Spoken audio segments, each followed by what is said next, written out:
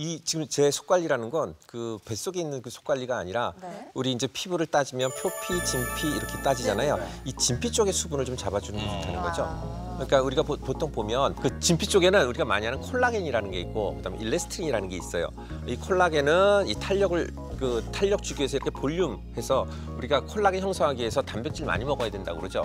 그리고 탄력섬유는 진짜 그 탄력 이렇게 눌렀다 띄면 살이 이렇게 튕겨 나오는 그런 기능을 하는 게 이제 탄력섬유인데 이 두 가지가 철근처럼 이렇게 되어 있죠. 그 중간중간에 그 히알루로닉 산이라는 그런 산이 들어가 있어요. 이게 이제 산 종류인데 사실은 그 다당류예요. 이게 물을 1000배 정도의 물, 뭐 어떤 경우에는 뭐 240배, 250배라고 얘기하지만 이런 물을 확 잡아 끄니까 그 부분에 수분이 많아져서 촉촉해지고 탄력도 생기고 그러는 거죠. 그래서 이 히알루로닉 엑시드라는 이 히알루로닉 산이 피부에는 굉장히 중요한 거죠. 피부 위에 피부 장벽을 구성하는 뭐 처녀 보습 인자나 아니면 그 지질, 세포간 지질 이런 것도 중요하지만 이 그 진피 쪽에 이런 것들이 굉장히 중요하다는 거죠.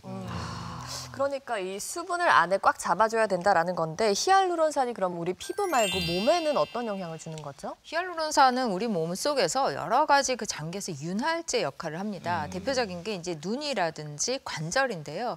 우리 눈에서는 안구라든지 망막에 충격을 완화시키고 또 눈을 보호해주는 작용을 하고요.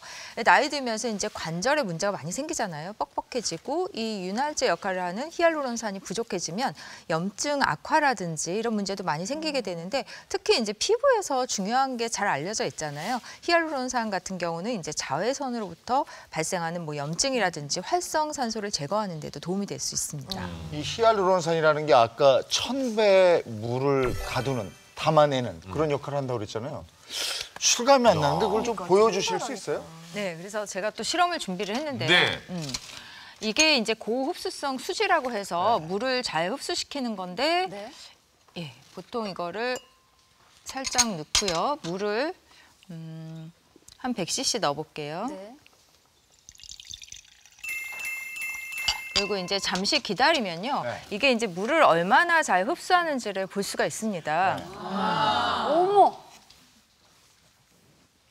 조금만 더 기다리시면 제가 보여드리겠습니다. 지금 이렇게 네. 이렇게 음. 물을 막 끌어당기고 그러네. 있는 게 보이시죠? 젤리처럼. 젤 타입으로 네, 바뀌고 있는 것 맞습니다. 같은데요? 조금 시간이 지났는데요. 아까 이제 제가 이거 티스푼으로 한두 스푼 넣고 물을 이제 거의 한 이제 100cc 가까이 넣었는데 지금 보시면요. 저런 역할을 하는 거예요. 물을 다 가뒀어. 꼭 마술 같죠? 그 가동 와. 힘이 엄청나네요, 히알루론산? 네.